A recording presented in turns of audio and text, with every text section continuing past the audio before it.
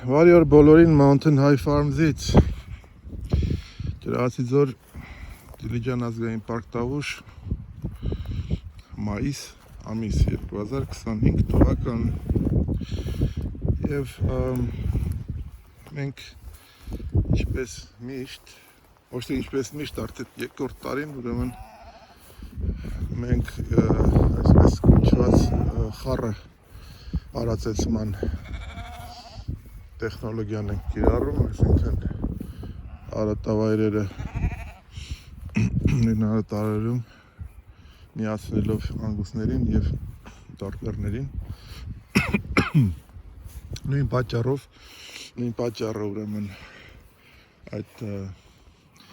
տզային եւ միջատներից եկող հիվանդություններից իրենց պաշտպանելն է։ Որպես կանոն ուրեմն այդ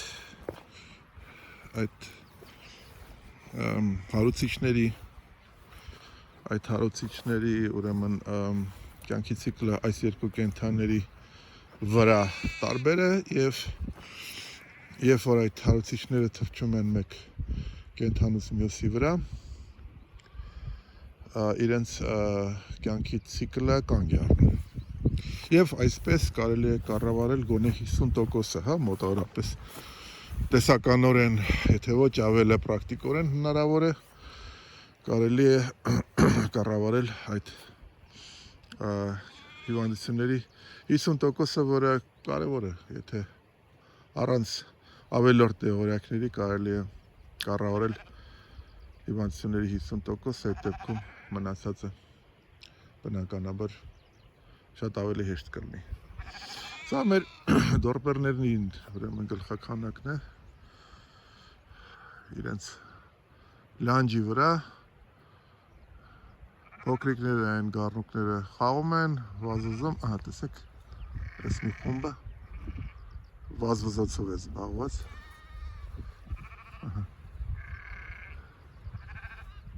Չափազանց աշխույժ կենդանիներ են անընդհատ շարժման մեջ եւ մենք փորձել ենք նաեւ մեծացնենք իրենց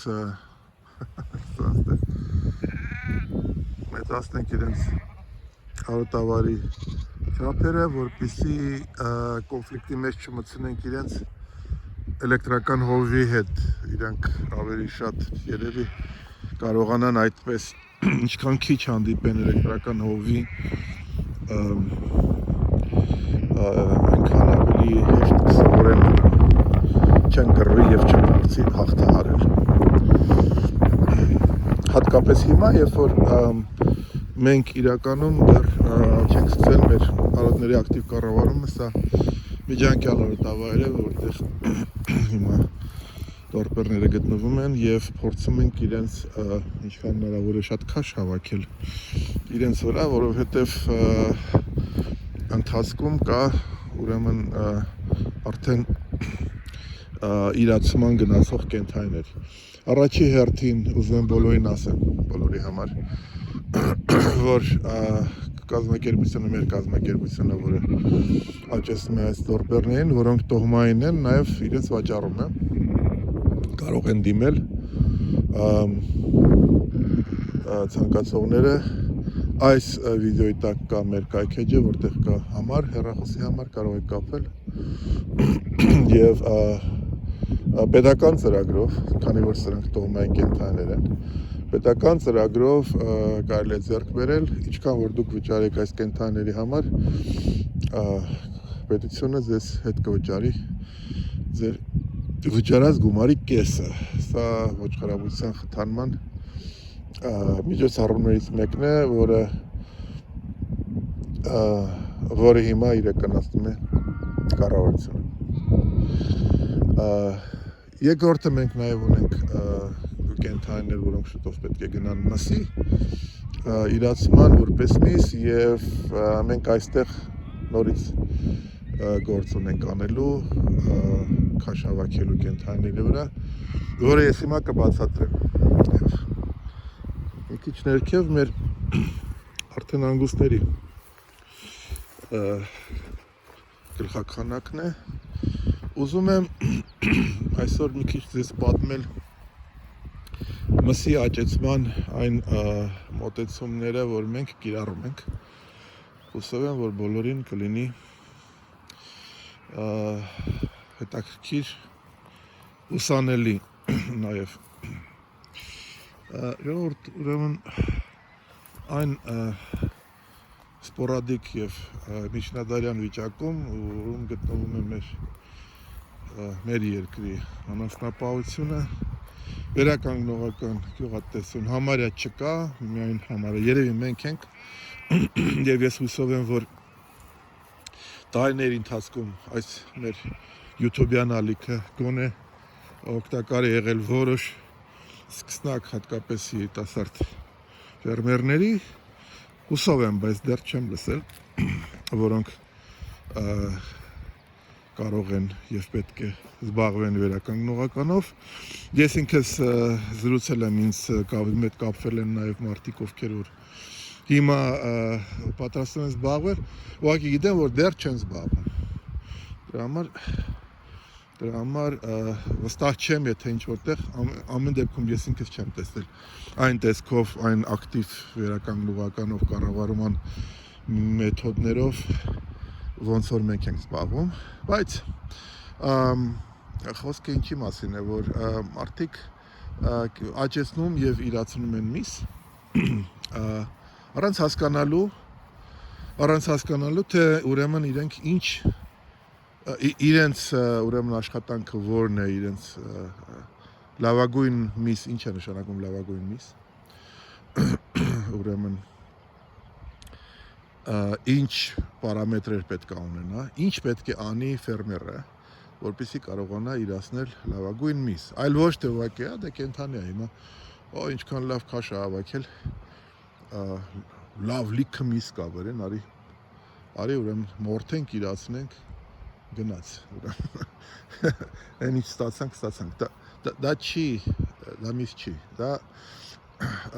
սովետական տարիներին, երբ որ գյուղատնտեսությունը շատ ավելի զարգացած էր, քան թե հիմա,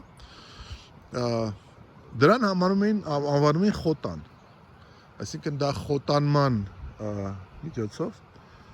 ստացված միսն է, հիմնականում եթե դու, չգիտեմ, կենդանուն ես, որ կամ չես կարում պահես, կամ արդեն չես կարում պահես, տարբեր պատճառներով կեր չկա կամ կենդանին հիվանդ է, բայց լիքը միս կա վրան, արի սա մորթենք, անունը դնենք միս, անենք վաճառենք, այդպես միս չեն ստանում, միսը ստանում են հետևյալ, առաջ մի քանի բանի պետք է մսի աճեցում, մի քանի ասենց ասեմ, պարտադիր կանոն ունի։ Նախ առաջի հերթին մեր նման երկրի համար միսը պետք է աճեցվի բացառապես բնական արոտավայրի վրա։ Հիմա ես չգիտեմ ոնց են կանելու դա։ Ես ասեմ, որ պետք է արվի վերականգնողական, չեք անելու վերականգնողական, բայց լավ իմացեք։ Հայաստանում դժվար է լինելու առավելություն ձեռք բերել, ներկրված մեծականակ էժանագին մսի հետ մրցակցել, եթե դուք իրեն ամբողջությամբ բնական արոտավայրի վրա չաճեցնեք, որպեսզի ունենաք առավելություն եւ համային առավելություն կունենաք էկոլոգիական առավելություն, դուք կունենաք գնորդ, որը պետք է ուրեմն գնահատի ձեր մսի որակը մենակ նրա համար, որ դուք աճեցրել եք բնական ճանապարհով ինչ որ տարբեր տեսակի զիբիլ, որի անունն է չգիտես ինչու համակցված կեր, դուք չեք տվել։ Տեսեք շուկայում ինչ է կատարում, ասենք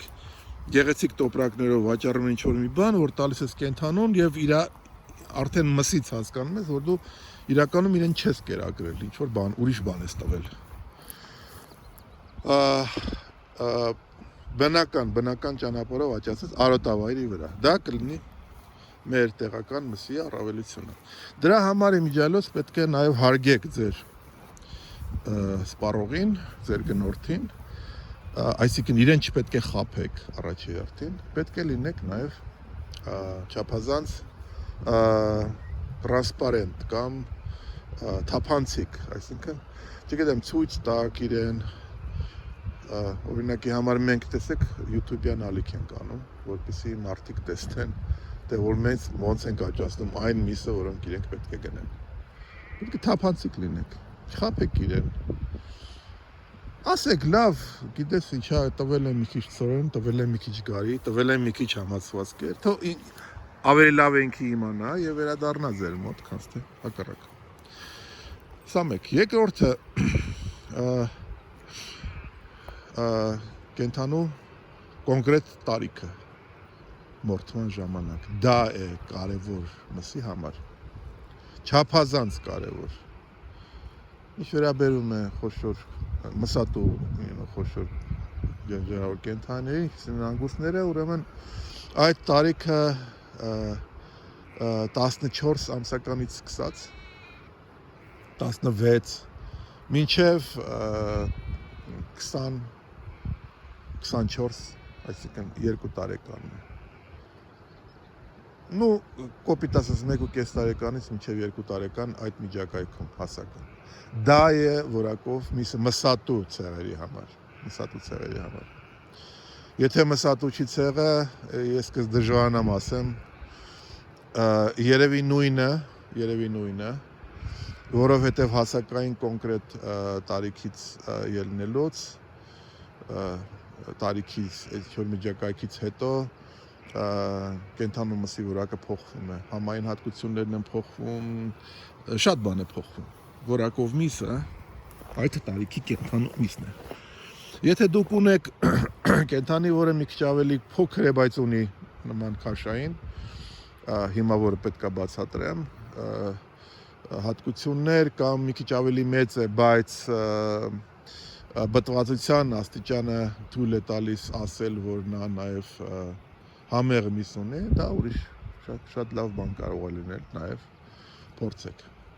Եվ միս նշանակում է գնում է կոնկրետ կտորները, որոնք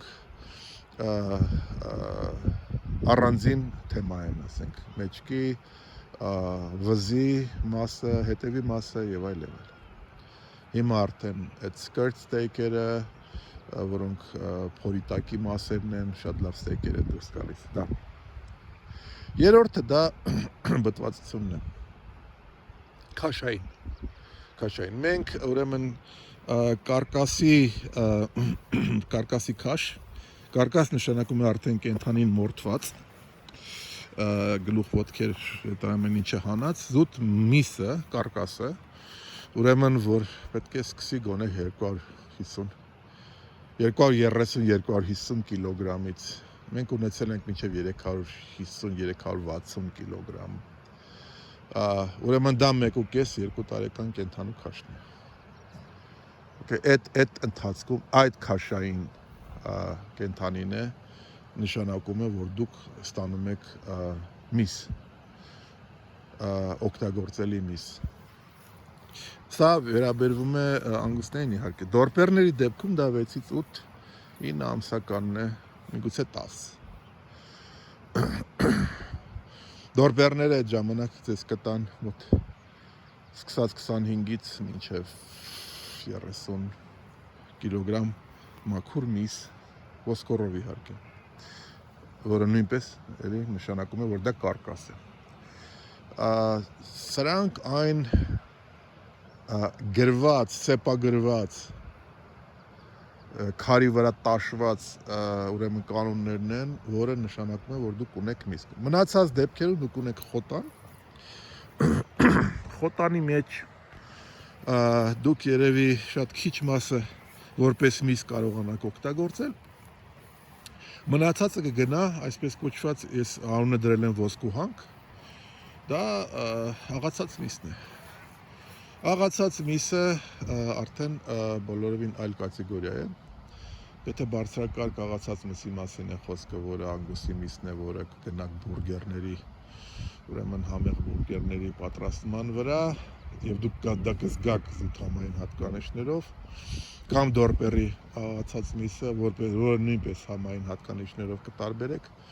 դա կլինի այդպիսին։ Եթե չէ, ուրեմն այն այսպես կոչված աղացած միսը, որտեղ որ մսագործը կարող է դնել ցանկացած կտոր եւ ցանկացած, ասենք, թափոն, անունը դնել աղացած միս, հետո որը կգնա ռեստորան եւ ռեստորանը կվերցնի խոհարարը ինչ որ համեմունքներով